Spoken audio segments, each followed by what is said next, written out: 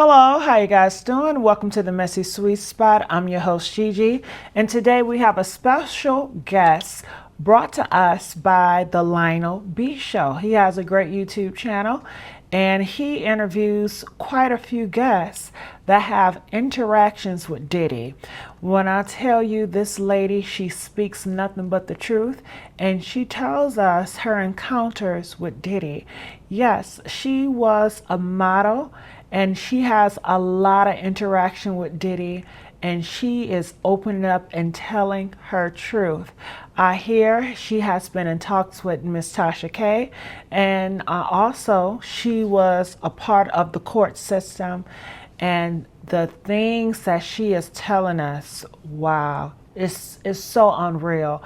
It's so disgusting. You guys got to hear it for yourselves. So I would love for you guys to react with me with watching this video. Make sure you guys like, share, and subscribe here at the Messy Sweet Spot. And I just want to say thank you so much for all the likes, the shares, and the support. It goes a long way. All right, so let's hear what she has to say. Someone said that when they did the raid, I'm on them tapes, and there's multiple A-list celebrities running a on me, including certain people that are presidential. Now, peeps, I sat down today for a super exclusive interview with one of Diddy's accusers, Adria English. She's been in the media a lot lately with serious allegations against Sean Diddy Combs, accusing him of despicable and horrendous acts. The disgraced mogul is currently in custody, housed at Brooklyn MDC, one of the most notorious prisons in the US that was also the home of Epstein, where he was mysteriously taken out. Now, this is an interview that you don't want to miss. She revealed the dark secrets of working for Diddy, the feds telling her she was found on tapes with famous politicians, Diddy having threesomes with his mom, and more. Be prepared to be floored, and make sure you watch this whole entire video.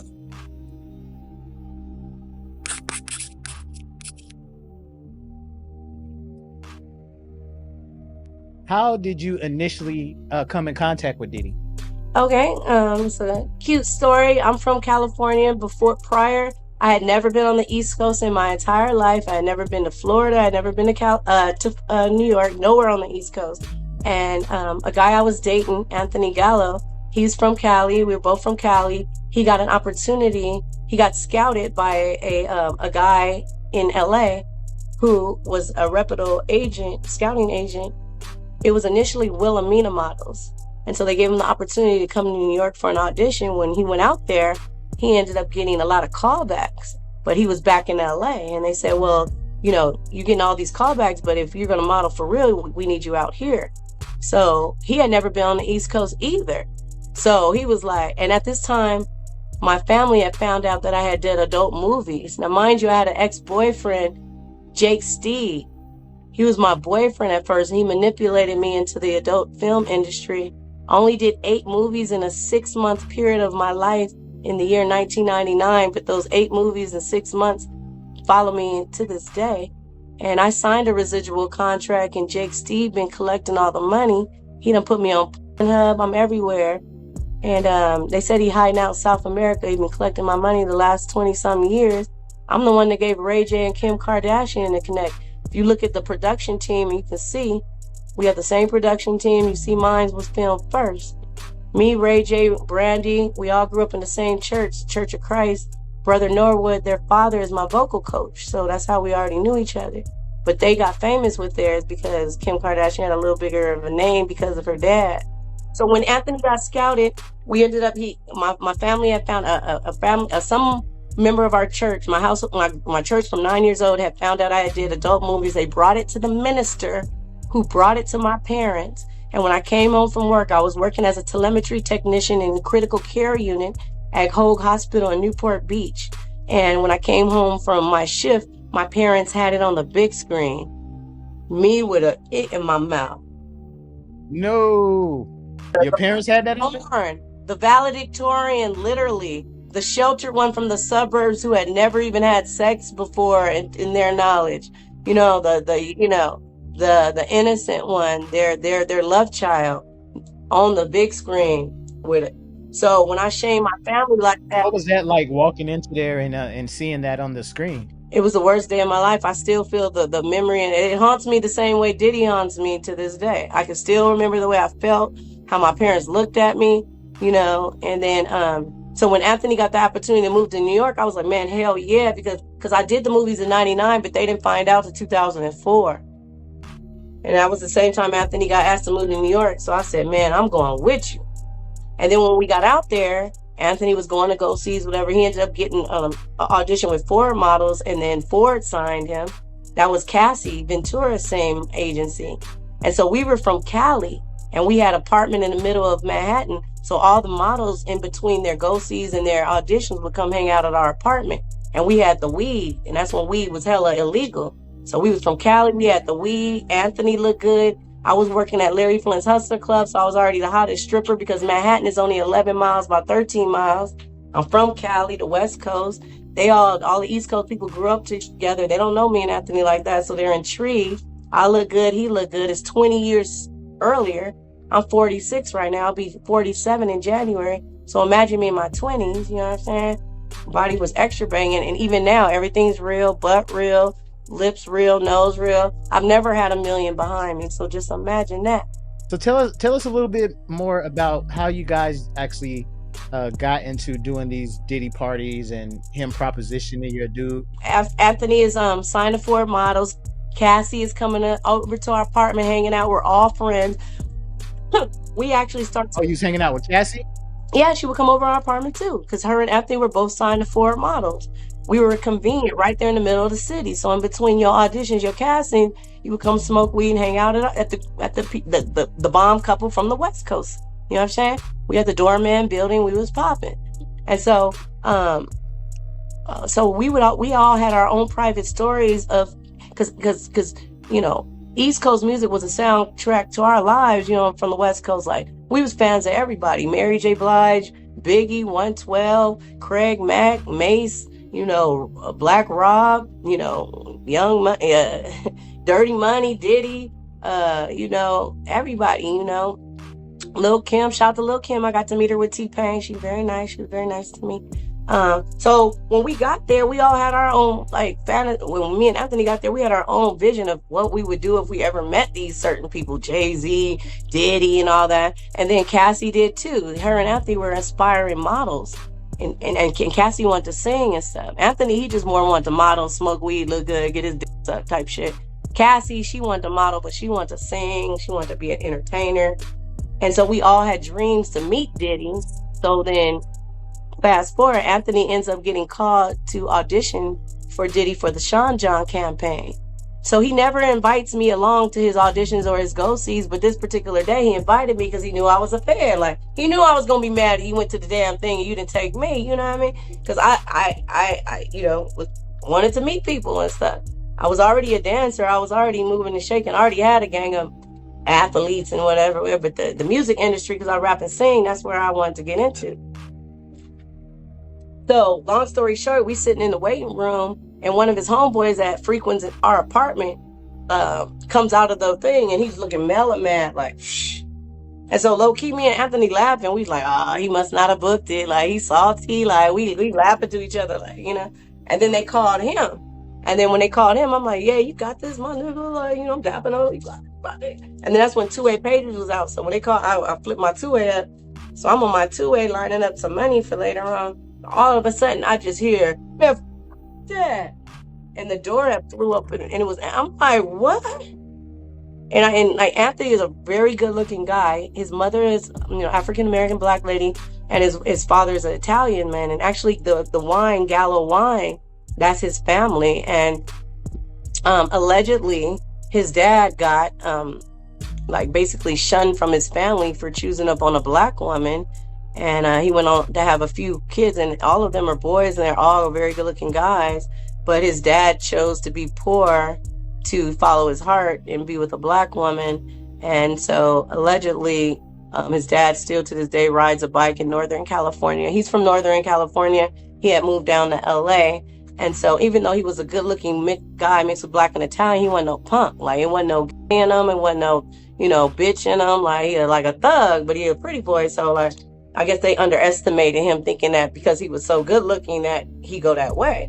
So he was more than offended. He was on some gangster shit. Like, he got me fucked up. So when we were in the elevator, I was like, man, what happened? He was like, man, he gave me that look like, man, shut the. And I was like, all right, because it was people in the elevator. So I was like, all right. So when we got, out the elevator, I'm like, what's up? I'm like, why you tripping? He was like, man, nigga asked me to suck his dick. I said, who asked you to suck his dick? He said, Puffy. We was calling him Puffy back then. Puff. I said, no, he didn't. And it broke my heart, broke her arm. And I was like, nah. And he was like, he asked me to suck his dick. I was like, oh. I was like, well, then I see why, you know what I mean? For sure. Like, it's a wrap. He's like, I don't need that job. That's fucking bad. So I was like, for sure. You know what I mean? We got in the cab. We went back to our apartment. His homeboy ended up coming through. We smoked blunts. We laughed at it. We was like, that, you know what I mean? But then, because I was a dancer, I'm also in the regular go-go club scene. And I ran into Tamiko Thomas, who ended up being, I call her a handler, one of Diddy's handlers, wranglers. And she approached me with opportunity to help me and Anthony out. If I would dance at Diddy's white parties, Anthony can go ahead and book the campaign. I agreed to dance at the white parties. Anthony booked the Sean John campaign. He was everywhere. He was on billboards, buses, bus stops, cabs, in the magazine, all at the same damn time. He was everywhere. But right now, if you go and try to Google any one picture of that Sean John campaign, Diddy done scrubbed it all. You can't even hardly find a picture. Now, did Diddy remember him whenever he eventually got that gig? Was he like, oh yeah, I remember you? Yeah, because when he booked it, after they had like a lounge party where it was like a celebration, like, hey, the new campaign, let's all, and it was a very small lounge, like only the models was there, the creative director, the photographer, Diddy, a couple other people, and that's it. And so he went over it. So it was kind of like, thank you for letting your girl work my parties, you know what I mean? You came out great, my nigga. He didn't say my nigga, he said, what did he say? You came out great, my guy. You're killing it, baby. You killing it. You know what I mean? So he basically tried to like go over the fact that he had asked him to suck his, because he tried him and he didn't fall for it. So he felt stupid. He didn't know he was that thug. So what was your reaction to that? I know both of you guys were upset, but were you thinking like, damn, ain't no Diddy was like this? Were you guys shocked when that? It was because I had been an ex, porn star, and I was currently an exotic dancer. For me, it was regular scheduled programming. Like, it's just what rich people with money do. Like, he tried it. He wanted to see, you know what I mean? To me, it was more funny, but Anthony took more offense. Like, no, like, he got me fucked up. So I had let it go. I was over it. When they asked me to work the parties, I was like, hell yeah, I would have did that shit down there for free. You know what I mean? Just for the networking. I was a groupie at that point. And I didn't realize how pretty I was. I didn't realize they looked at me like that.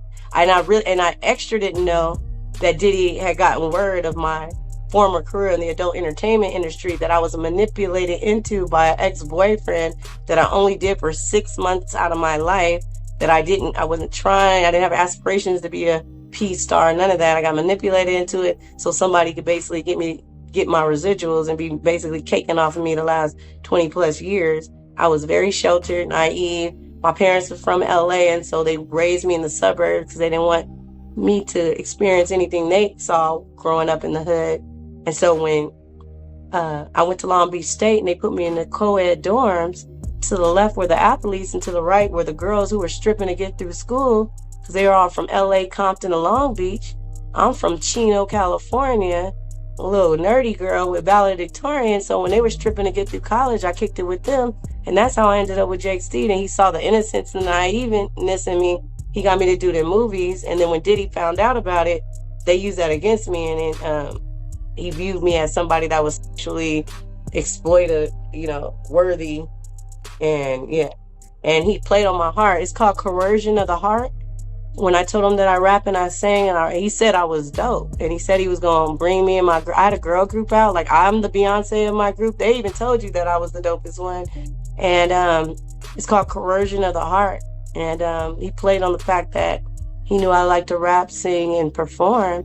And that's why he would bring me back year after year saying, you're getting closer, like initiation, you're getting closer. But it never happened. But he kept making me, you know, sexually perform while he was wheeling and dealing and, you know, like, you know, getting jewelry from Jacob the jeweler, you know, cutting a deal with this person, recording me and him over there so he can extort that person out of woo-woo. We all didn't know, but he had a plan the whole time.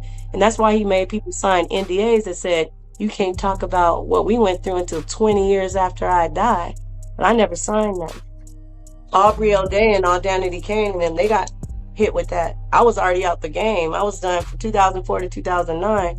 By the time he was running around with them, I was already, you know, on the way out. So if I understand correctly, so basically he had you basically setting up people, man. Some of his high profile people, he had you go over there so he can get video of certain. No, he didn't say go over there so I can get video. He would hire me to work as a go-go dancer.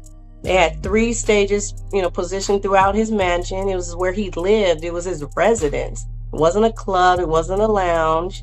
And so it just makeshift stages, you know, 3 stages set up in his house, like for us to be checkpoints. Like my stage was over by the bar, you know, Tamiko's stage was over by the food, you know, old girl's checkpoint was over there by the rooms if you wanted to go do something. So it's like, I think he kind of told the guests, hey, if you want to drink, look for, just look for a stage and you're going to find something you need. You know what I mean? So we were elevated above the crowd. And so, but we were instructed to only drink from certain liquor bottles.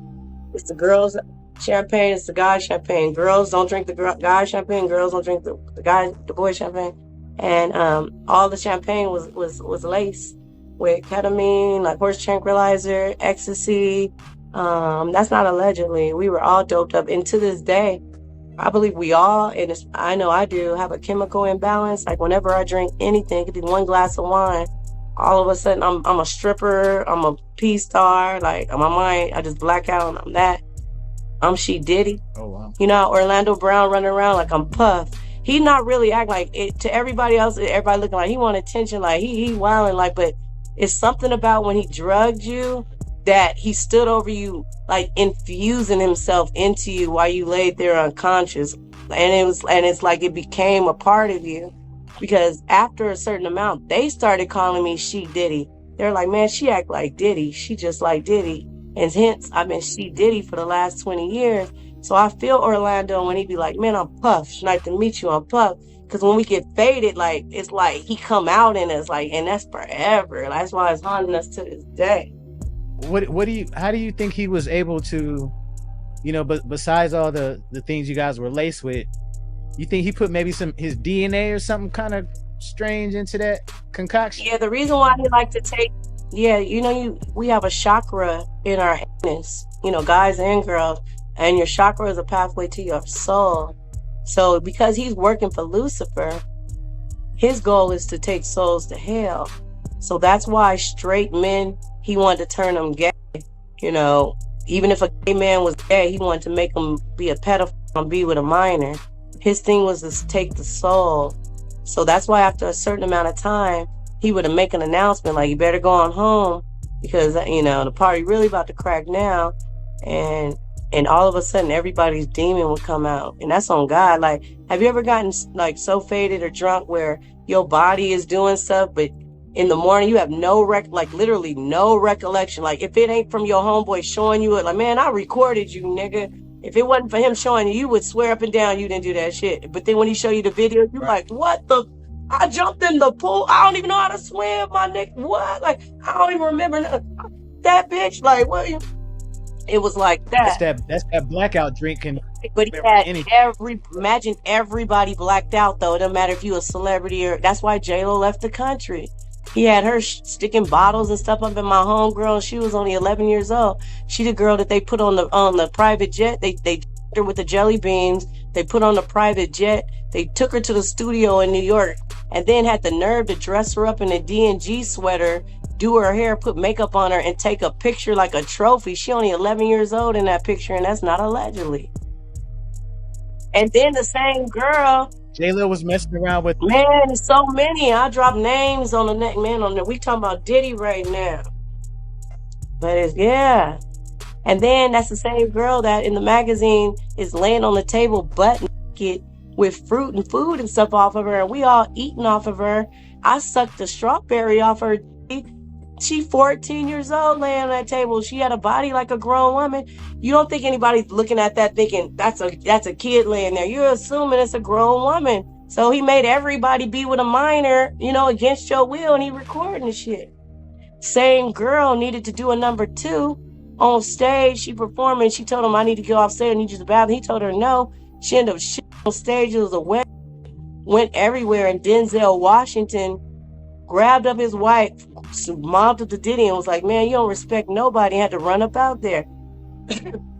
That's the incident they're talking about with Denzel Washington. Had to run up out of there. So that's why Denzel and his wife left that party, because of that instance? On stage, and she was only 14 years. He didn't know she was 14. It was just the fact that she shit on stage and in front of everybody. And then Diddy took her to a room and beat her ass because she shit on stage. Then he would only give her water baths and not let her wash with soap. I'm gonna say allegedly because she's still Jane Doe right now. I'm gonna say allegedly. You know what I mean? It's allegedly. But she wants a DNA on 2 of his kids because they took 2 babies out of her. They kept her locked up and they had her babies at the house. 2 babies they took out of her stomach. That's not allegedly. Damn. And allegedly, I'm gonna say allegedly, she had a 3 with Diddy and his own mama / auntie, and she had a 3 with Nelly and Diddy. That's not alleged. No. Allegedly. Sorry, Ashanti. I love you, Ashanti. Congratulations on the baby. I love y'all together. It was 20 years ago. Don't get mad at 20. We talking about 20 years ago. Don't get emotional. We just telling our truth. People, please don't get mad. It's some of y'all's favorites. It's gonna kill y'all. It's gonna devastate y'all when you hear the names involved, because we all grew up on these people. We all love these people. We'd have never thought these people would have been involved in the things that they're involved in. We're just telling our truths, everybody, and it was 20 years ago. So please don't judge us or say we lying. We're being nice enough to let y'all know what's going on from an insider point of view. If you were not even there, don't tell somebody they lying when you weren't even there. Big facts. And fans love to say, you know, that people are capping or people are just coming up with stories. Now hold on, before we move forward, I'm still stuck on, you said Diddy and his mom and his auntie, No, Diddy's mom is really his auntie, has been claiming to be his mom this whole time. She's the one with the white nails. That's why he has that fetish. She's been picking him since he was adolescent because his daddy got killed when he was a baby. As soon as he had adolescent, he resembled his dad. So she started picking him. She's the one that picked his head up initially. That's why, allegedly. I might be talking too much. Nah, go ahead. Keep going. We loving this. Yeah, but, you know, allegedly, that's why he took Kim Porter out, because he has sex with his daughters, allegedly. The twins. The whole family has sex. The same girl, I was telling you about that, the Jane Doe, the 11 and 14-year-olds, the same girl, he made strap Justin Bieber down, and she had to strap him down while Diddy and 2 of his sons took turns, and she had to sit there and watch, and Justin Bieber was crying and begging to be let up, and when she went to unloosen him, Diddy socked her in the face in front of Justin Bieber. So we trying to get with Justin because he would corroborate.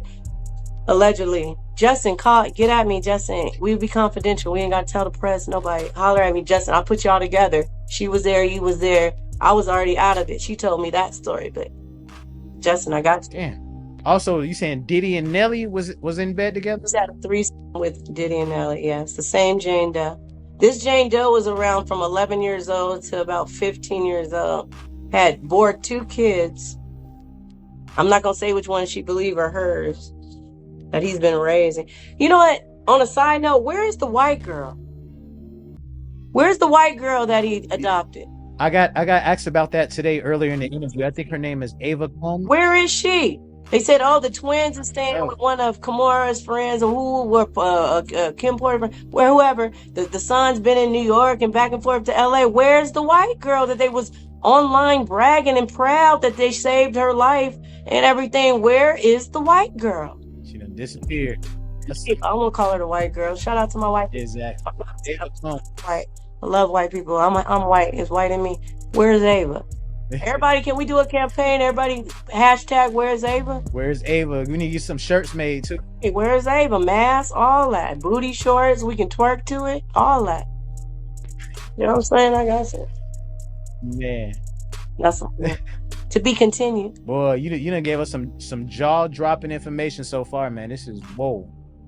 Like Black Rob. Shout out to Black Rob. Whoa. Now tell us a little bit about how he ended up putting you with Jacob the Jeweler, and tell us how that Jacob the Jeweler story went down, if you don't mind. It was above board, you know. It was a network. Excuse me. I saw everybody. I was there front line, like, you know, I was calling back home to the Cali people, like, hey, you'll never believe this, like, for real, like, and then next party, it was like, yeah, you want to rap, you want to sing, right? You dance at the club, right? He started out like he was pointing me in the right direction, because, you know, everybody's been to the strip club, and every girl that's been a stripper knows you love the guys that come in, and if they're not the ones spending money, they point you to their homeboy that is. Have you ever seen a bachelor party come in and they be like, it's not me, but get him, he's the one paying for everybody. So it was kind of like he did that. Like, he took the mindset that I had of being a dancer, of like, why you at my parties, I'm gonna point you in the right direction, you take care of them, and I'm gonna put you on. That's how I understood it. Coercion of the heart. And because I wanted to be on so bad, and he was actually real, you know, Puffy. It wasn't like it was Puffy's assistant. It was like real Puffy saying it. I believed it. And I'm like, I had already been manipulated by Jake Steed and did, you know, movies that got me nowhere. I was dancing at Larry Friend's Hustler Club only because me and Anthony Gallo had got robbed for everything. And it was go back to Cali, broke with everybody laughing, or you start dancing. That's how I ended up starting to dance. You know, I'm dancing. We have a nice lifestyle. We got a doorman building, you know what I mean? But Diddy said, I just got to basically do the same thing I've already done that's got me nowhere and it's going to get me somewhere. Coercion of the heart. I was with it. But then as he kept adding on, so that night I was asked to wear a black dress at a white party, but I didn't think nothing of it. Like, he always supplied the uniform. That's another thing. In the Vibe magazine, let me go back to Vibe magazine real quick. I never signed a release. I wasn't paid anything. I didn't even know I was going to be in Vibe magazine. I woke up to Anthony getting a phone call from one of his model homeboys. Like, hey, you know your girl in Vibe magazine, because back then, when a new story or a new campaign came out, it was on the newsstand and everybody went out to get it. It was an East Coast thing, because in Cali, we didn't do shit like that. Nobody rushed out to get the latest magazine, but in New York, they did that shit. So we had just had the night before, so we laying in the bed naked, and I wake up to him smushing my head in the pillow, like, what the fuck you doing in Vibe magazine? I'm like, what? I'm in Vibe magazine, like, what? He was like, yeah, Nelly just called. That's his homeboy Zanel. Shout out to Zanel. He went on doing a lot of stuff with Diddy, Zanel Figueroa, I don't know. Yeah. But he was like, yeah. So I'm like, what? He's like, so we got jumped up, put our clothes on, you know, doorman opened up the door for us. Right there was a newsstand. You know, Diddy's on the cover on the boxing gym, you know what I mean? Gloves or whatever. We opened up, flipped through it, and there I am. That picture that you see, big as day. I had no idea. That picture was taken in 2004. They didn't run a story to 2006. I had no idea that they put in there, Diddy supplied the clothing. Then they put the caption, guest strikes a revealing pose. I wasn't a guest. Who would I be a guest of? Who knew me? You know what I mean? Did Mary J. Blige say, come on, Sheree? And then if I am a guest, the audacity of me thinking I could just come in some little ass go-go shorts and a bikini top to somebody's exclusive white party with all kind of millionaires, and I'm a guest of who? But I'm their guest, and I'm gonna just show up like that, not a nice elegant gown or nothing. I'm gonna just show up all hoochie mama? No. I was on his event staff, but that's how they got away with putting me in there without trying to give me no employee credit. Right. And then I found out later, another reason why they put me in the Vibe magazine is so all the guys who wanted extras would know who to look for at the parties and to laugh at me, because they took advantage of me after they me and I was unconscious, the Fed said, well, allegedly, I'm not gonna say, someone said that when they did the raid, I'm on them tapes and there's multiple A-list celebrities running a train on me, including certain people that are presidential. No, we're talking about Diddy. We're gonna come back to that, LB. Stay with me. Don't go any further till we get the result. Man. Hey, but anyway, once I found that out, I've been living my life for the last 20 years not knowing that had even happened to me. And now because they found out that I know that I'm on them tapes with them doing that to me, these are people that have smiled in my face since then. I had no idea that. But if there's a certain way the tape is going to come out, and there's a certain way that it never will. You gotta stay tuned. Did that scare you? Like, were you scared when the feds advised you that, you know, there was some pretty high profile people doing some crazy things to you? It angered me, actually, because, you know, I went in, you know, under the presumption that we were all working together to make the, you know, event hot. And I was doing my part as a hired entertainer to bring my West Coast vibes and to make, you know, the part. And I was always complimented. That's why I kept being invited back. When there was multiple, you know, girls all around the city, all around the tri-state. You know, you go up and down the East Coast, you can get a girl in from Boston, Connecticut, Jersey real quick. But they kept rehiring me because I made that shit hot. And I was, you know, I was genuine, naive, and I was like a fan. And they played on it. I didn't realize how pretty I was. And they took advantage. And they, you know, he likes to steal your light. He's an energy vampire. He steals your light. He takes a piece of you, and then he infuses the devil's seed in you from him, and puts a little evil from him into you that you can never take out of you. It's like soul ties. I want to be hypnotized, actually. I want to be hypnotized, and want y'all to tell me what I said and what I did while I was under. Now, what you were telling me about Diddy, that kind of reminds me of that movie. I don't know if you ever seen it, Rosemary's Baby. I never saw it. What happened to that? Well, basically, this lady, man, this is back in the 60s. This is a really dope movie, though. But they move into this brand new apartment, and the husband's an actor. So in order for him to advance his career, he has to do demonic, satanic stuff in order to advance his career. So one of the things he sacrificed was his wife, and he allowed these demons and devils to impregnate his wife, so that way she could have the devil's baby.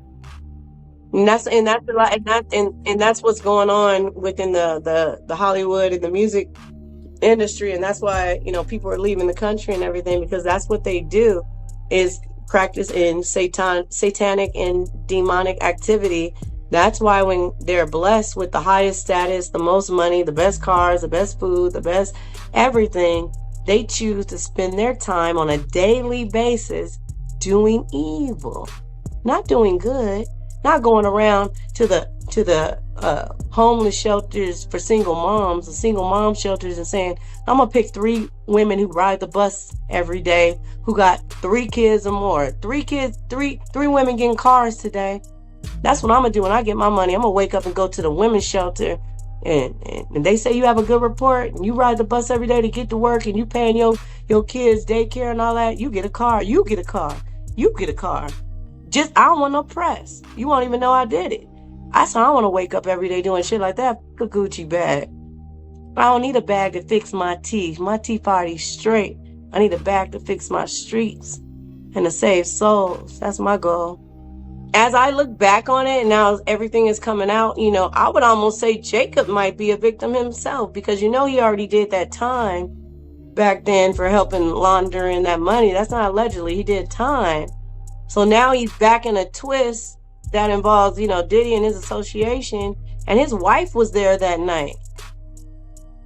And maybe Diddy set it all up and lined it all up so he can get footage on him to blackmail him, you know, use me, have me thinking I'm gonna come out, you know what I mean? And maybe like Jacob is a butt.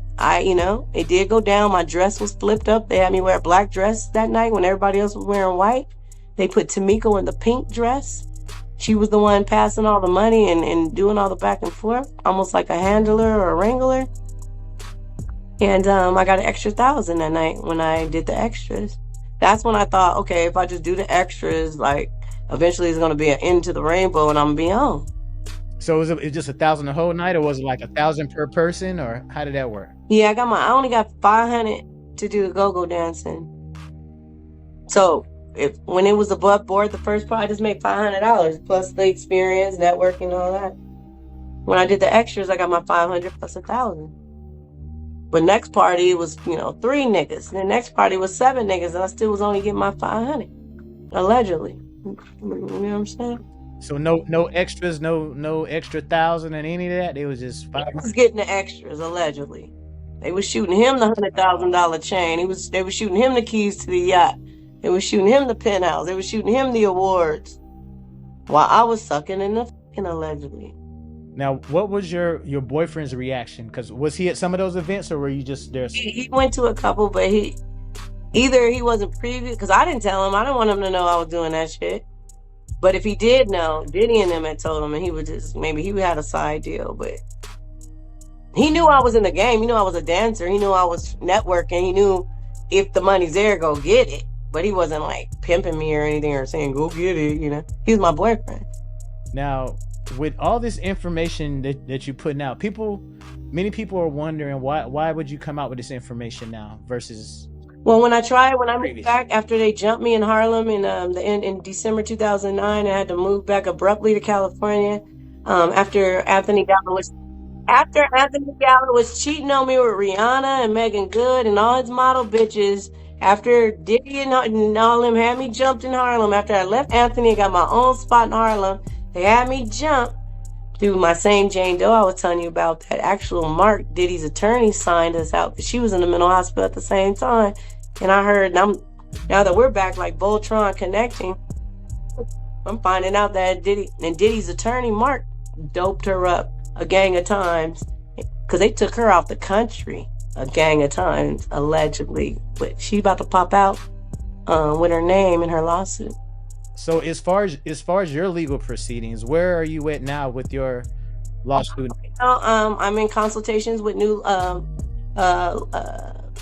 legal. I have until December 11th to assign a new attorney to my case. I'm taking my time. I'm in consultations with very big, high-profile attorneys. I'm working on the settlement, so I can pop out with my new attorneys who help me settle. Because I already know as soon as the criminal starts in May of 2025, all civil cases are going to go on stay anyway. So I'm working on settling mine because I already know I'm going to be called into the criminal. So that's where I'm at with it. Everybody thinks that I'm in some type of disarray because I haven't popped out, or, it's been said that, my people, withdrew, and that, a withdrawal was because of fire. I don't want to give it too much attention, but somebody was being fired, and that's why they publicly withdrew to try to hurry up and save face. It looked like they left because they were running around doing press and admissions that I had not made or authorized, and I'm the client. I can have as many or as little attorneys as I want, and if I feel like I'm being ignored or not paid attention to, and I want to hire additional representation, that's my prerogative. That is not for somebody to control me and tell me I can't and run around doing press that they're not even letting me do. We're not even doing press together. So, yeah, just let that go. And now I got my own legal strategy. And worst case scenario, I go in there and represent my damn self because the press alone will be great. I don't care if I win or lose because I've been rich. My daddy just died, LAPD. I got an inheritance. That's what's up. Imagine me in federal court representing myself, LB. I'll just have you there. LB, I need you to cover it, LB. Have some shits and giggles. I got you. Mustard on that beat, huh? I got you. Yeah. Hey, tell DJ Mustard to call me because I want them to bring me out February 2025 in New Orleans on stage when Kendrick's performing West Coast. We up. Just let me say, mustard on that beat, huh? I don't know if this is a rumor or if this is something that was just on the internet. You were married to Al B Shore's son, or no? No, Quincy. We're flirting right now. We met and we're fancying each other. And what better way to get at his daddy who killed his mother allegedly than to date the woman that's about to take all his money? I could, How you gonna have a relationship with Quincy? You know Quincy loves love Mr. Combs, man. How that's gonna work? he trapped in the middle and he been doped up his whole life. Imagine if you've been getting dope out the bottle. Allegedly. All right, thank you so much, man, for coming on the Lionel B Show, man. You gave us so much information Man, I out love there. you. I love Anything else you want to add to the viewers? I mean, I love Lionel B. I was already a fan. I appreciate you taking the time and acknowledging me and popping me out. I look forward to more interviews as we go through the trial. I'll give you some exclusives. Now, guys, she definitely didn't hold anything back.